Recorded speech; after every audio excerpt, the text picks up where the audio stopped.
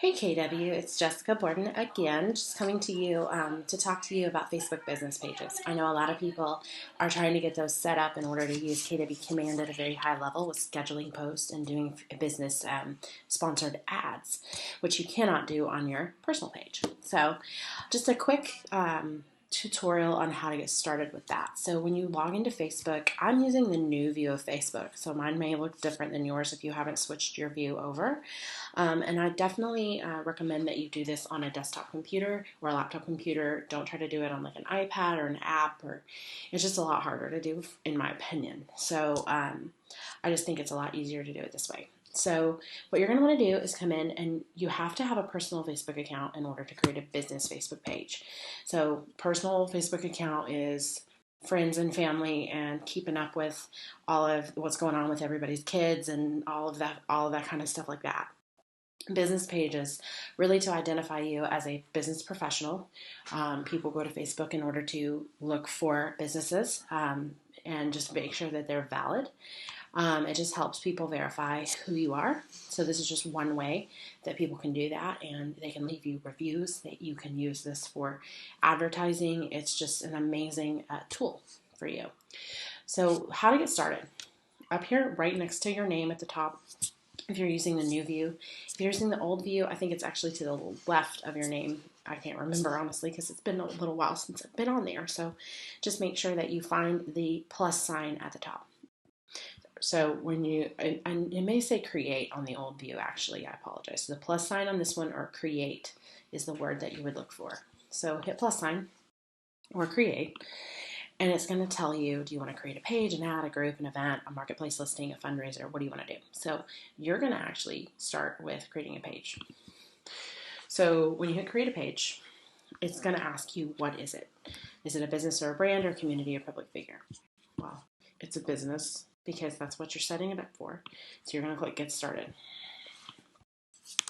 So I would recommend that you do in order to name your page properly, in order to have all the information that you need on every single post that you make, I recommend that you do your name dash Keller Williams Realty dash 423-664, and then whatever your last four numbers of your office number is. So this is what I recommend as your information that you enter in here. I also recommend that you go ahead and look for the category. So you want to do real estate agent. You are not real estate agency. You are not a real estate company. You are a real estate agent. Okay, so you want to do that. Then once you've done that, it's going to come up and populate the rest of the information that you need. So depending on which location you're at, if you're at East Brainerd, you're going to be 7158 Lee Highway. If you are over in Hickson, you're going to be on Ashland Terrace. If you're downtown, you're going to be Washington Street. If you're Ottawa, you're also going to be Lee Highway, but with a different address and a different suite. So you just want to make sure that you get that information in here. So here's the great thing about if you name your page with your phone number at the top, then you can put your own phone number in the phone number optional field, because what I'm finding is that people are not putting their business phone number on their page at all, and then it becomes a compliance issue. So you want to make sure that you have your business phone number. So if you choose to not do this name format that I've given you, then you want to make sure that you have your 423-664, whatever the number is. 1600, 1700, 1800, 1900, whatever it is. So you want to make sure that it's there, okay? So from here, you would click continue. I'm not going to do that because I'm not creating another business page, okay? So I'm actually going to go out of here, and I'm going to go down and find my business page so that I can show you around a little bit with that, okay? So this is my business page. Of course, I am non-compete. I don't do real estate anymore. Still have my license and do not practice. But this is a training page. So if you guys have not come and liked my page, come and like my page or come and use my page for whatever you need in order to get all the information that you'll need. So on the other screen, once you've filled out all that information to phone number, it's going to push you over and have you do a profile picture and a cover photo. So what I have done is I actually took a graphic from KW Command and just made it into my cover photo. However, I can tell you a cool little secret about where to get some great cover photos, and I'll show you that in a second. But you want to make sure you put your profile picture in. That's really important. You're going to put a cover photo in, and I'm about to show you where to go to get those. The other information that it's going to have you do is fill out like a bio. It's going to have you fill out all kinds of little bits of information about your business. Make sure somewhere in there that you put each office independently owned and operated. I use the Impressum. So if we go over to, let's see, let me view my page as a visitor. So if I'm on here and I'm a visitor and I came on, I can look at the About section. When you look at the About section, you're going to see somewhere in here the each office independently owned and operated. It may not be there. It may be under another section. Well,